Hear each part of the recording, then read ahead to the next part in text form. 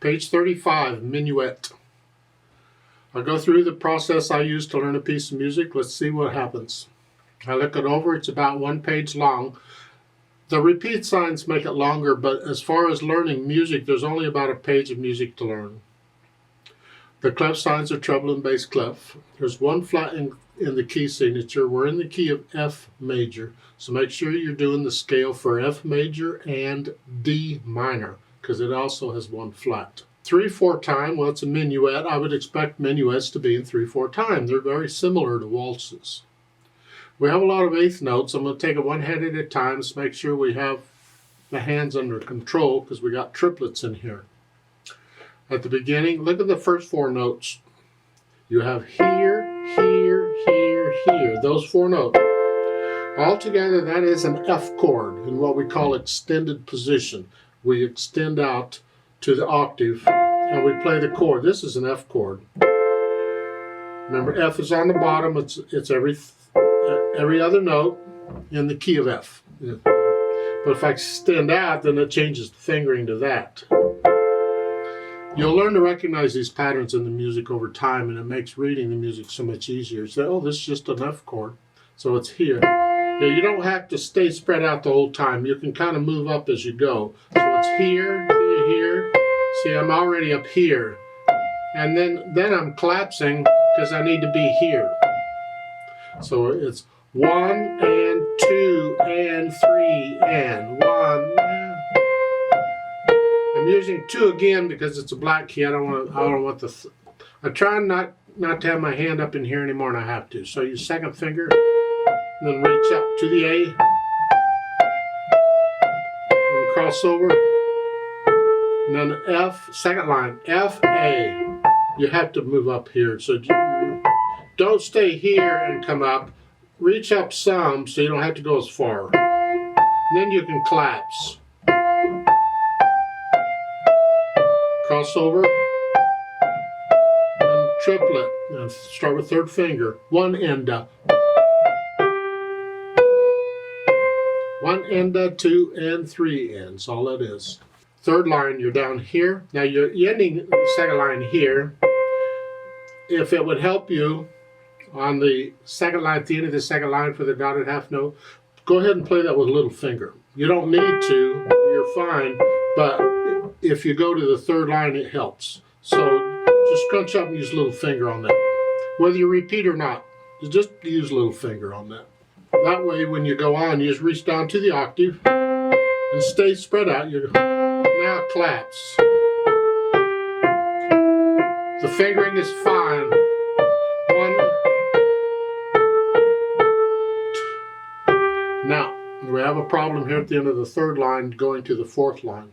We're out of position because you're here 2, and then they want thumb again. Because of the phrasing, you might get away with that, but I'm trying to connect everything right now. I want a fingering that lets me do that. So I'm going to adjust this fingering a little bit so I don't use thumb on both of these. So it's here, here, here, here. Rather than third, I'm going to use 4. Scrunch up a little bit, use 4th. 2, 4. Then I'm back up ready, like you were on the first line. Last line, we're here, thumb. This way it keeps my hand out here, because I could have done here and slid up and back out, but I prefer, I agree with the book, I like to keep my hand out here. So I'm going to use second finger on that B flat. Thumb, here. And then they have 4th finger. You could use 5th, it doesn't matter. And then triplet. Now in the next to the last measure at the bottom, you see the natural sign in parentheses. It's called a courtesy sign, remember. Not necessary, it's a C natural anyway, but we just had a C sharp in the measure before, so they're telling you to be sure and play on a C natural. And cross over. Now, when you repeat back up to the beginning of the third line, because of the repeat sign, we're out of position again. I don't want to end on thumb and then repeat and have to go here. I want to use thumb on both. So I just adjust the fingering a little bit so I don't end on thumb. So the last two measures at the bottom, just use third finger. Here, now you can reach down, and when you repeat, you just reach down to the thumb. And if you want, you can do that both times because it's repeated. Or if you'd rather, the second time you can go ahead and use thumb on that last note because you're done. It doesn't matter. It's just easier a lot of times to finger the same passage the same way each time, so it doesn't hurt to just 3-2 on both times that you play it. Left hand, let's see what it's up to. You're here to start. 1, 2, 3, and then I want second finger. It puts you in position to go on down, and that's fine. Reach up. 2. Now go ahead and come up. You got 2 beats for us to come up. Reach down, then collapse, and then reach down. Okay, third line. The first one would be with a thumb, and that's because you ended the second line here. So the third line, you're going to do thumb on the first one, and then you can do little finger, the repeated notes, it's okay, and then come up again. So third line, second measure. 1, 2, and 3, and 1 and a 2. 3 and 1 and a 2. 3 and 1. And then they want you to hear. Yuck. No, I don't want to do that. Come on. If there's any other fingering available, I would almost always take that than this. So we have to figure out another way to finger it. So what I'm going to do for the triplet is 3, 2, 3, 1. And for the G, the quarter note, I'm going to play that with thumb. This way, my second finger is there, ready to go. So again, last couple of measures of this third line, it's 3, thumb, here. 1 and we have 2 voices, so hold that down here. You do that. And then to here. 1, 2, 3, and we do it again. Put the hands together. What could possibly go wrong here, huh? Well, we'll find out.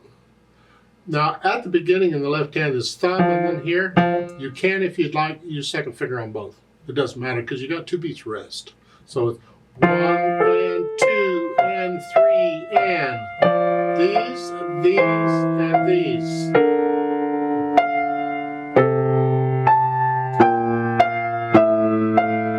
Here, and then here.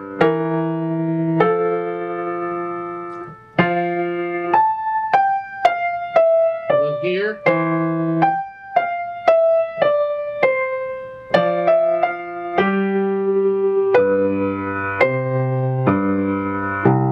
If I repeat, it's here. If I go on, it's here.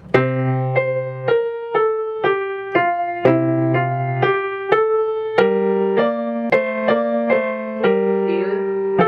Then fourth finger here. Then go on.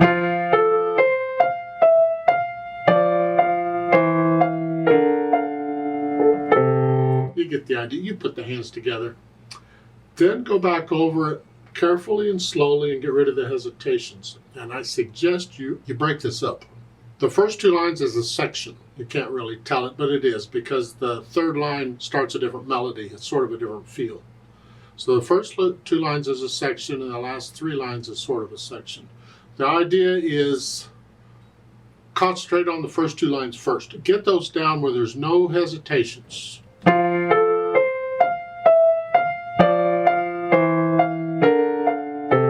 You don't have to go that fast. You take it at your speed, nice and slow, but no hesitations. And then once you can do the first 2 lines, okay, put them aside. You're done with them. Hello, go away. Start with the third line and focus. And then here, I suggest you focus on that third line by itself because it's different than all the others. So get that third line where you can, the whole thing, there's no hesitations.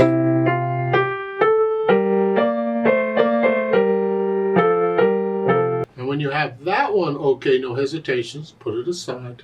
and then focus on the last two lines, which will be similar to the first two lines, but a little different. So just make sure you have the last two lines going. And when you have those okay, then go back and put it all together. You'll still remember the first two lines and all that. And it just is a more efficient way of practicing, because most people, when they start, will just start at the beginning every time and try and go through, and they don't get through all the time. So the first part of it gets a lot of practice, you get good at it, and as you get further into it, it gets worse and worse and worse, because you haven't practiced it so much. So when you're practicing it or learning it, once you have a part learned, put it aside, stop playing it. You need to spend your practice time, a good portion of it, playing stuff, yet you can't play very well. You're working on that. If you keep spending your practice time playing stuff you can already play, you're not going to advance very much. You're not going to learn new music very quickly. So we'll pretend you've got it all, no hesitations, everything's fine. And then we add the articulation, the slurs and staccatos. This here. You got that. Go to the end of the first line is here. And they want here. Well, good luck with that.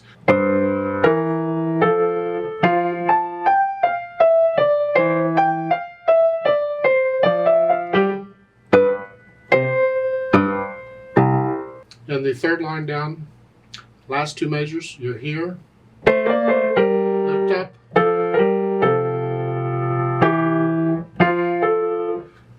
In my mind, I think I would connect the left hand. From the third line to the fourth line connected. Here. You lift up in the right hand maybe, but I think I would connect that left hand. Yeah, but connect that. That's how I would play it. People will play it differently. It's interpretation. Now once I have the articulation in, then I'll think about the dynamics. It starts out P, or piano. That's going to be the melody, which is the right hand. Whatever you think soft is. This left hand needs to be in the background. Very soft, very light.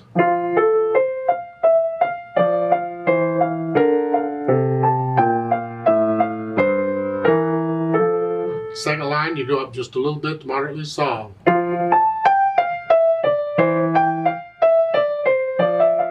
Then you have a crescendo toward the end of the second line to go up to moderately loud. That is moderately loud. This other's background. You're going on. Third line, they give you the MF in parentheses. They're telling you to be sure this is moderately loud. It's like a courtesy sign, because you're already moderately loud, but maybe in interpreting you may have done differently, because at the end of the piece, you're moderately soft there. And when you repeat, if they didn't give you the MF, you'd stay moderately soft. So you're moderately loud in the third line.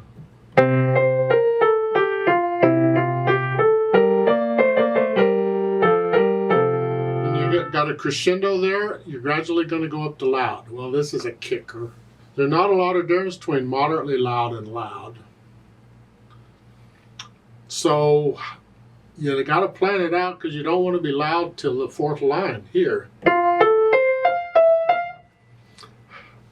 I have a problem there. When they give you three measures to get changed just a little bit. To me, I'm not going to change start changing, getting louder. I'm not going to start that until the third measure. I think the arrow, a lot of times on these arrows, the crescendo and diminuendo arrows, they don't put them exactly where they go anyway. So it's here, moderately loud, stay there. Now just a little bit loud, now louder, now you're loud. So it's like I did it a measure at a time. The last two measures, I just got a hair louder on each one of them. And then up to loud for the... And then the last line is moderately soft again, like you were on the second line.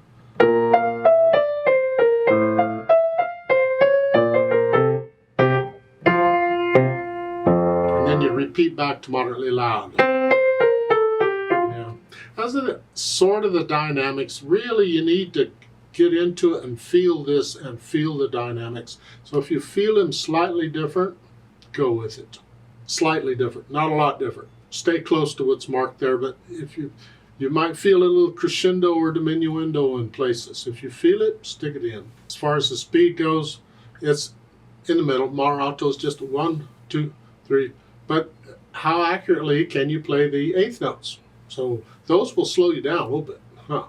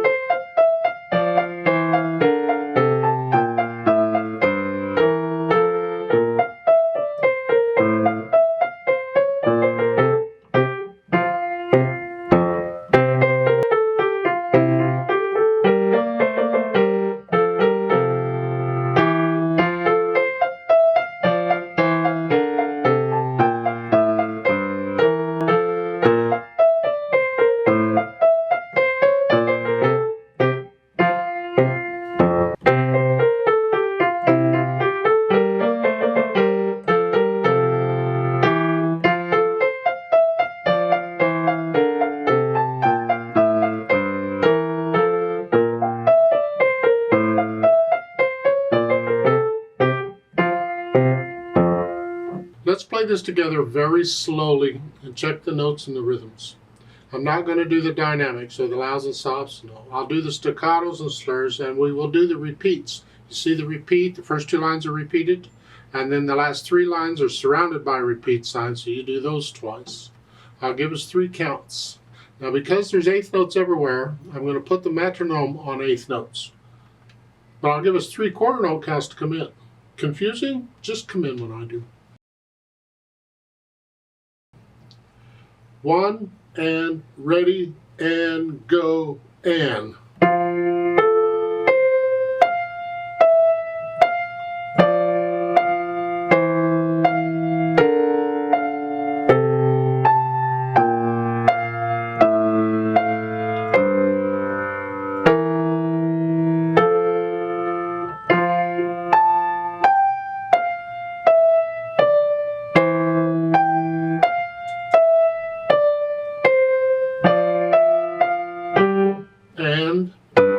And 2, and repeat.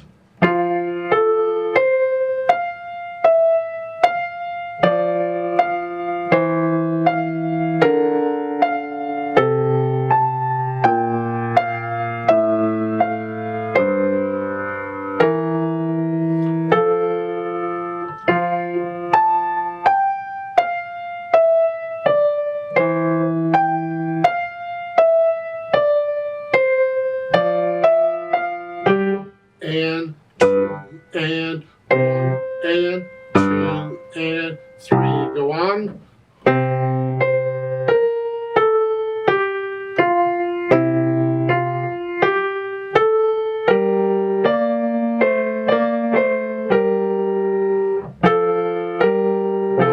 And 2, and 3, and.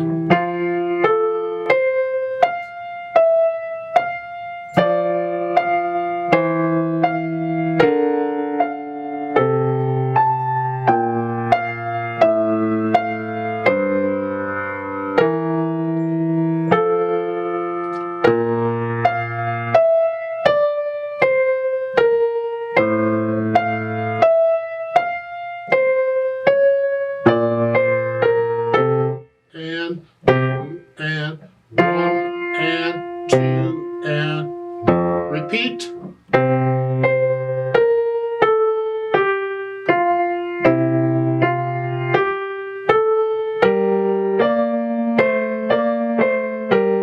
And 1, and 2, and 3, and.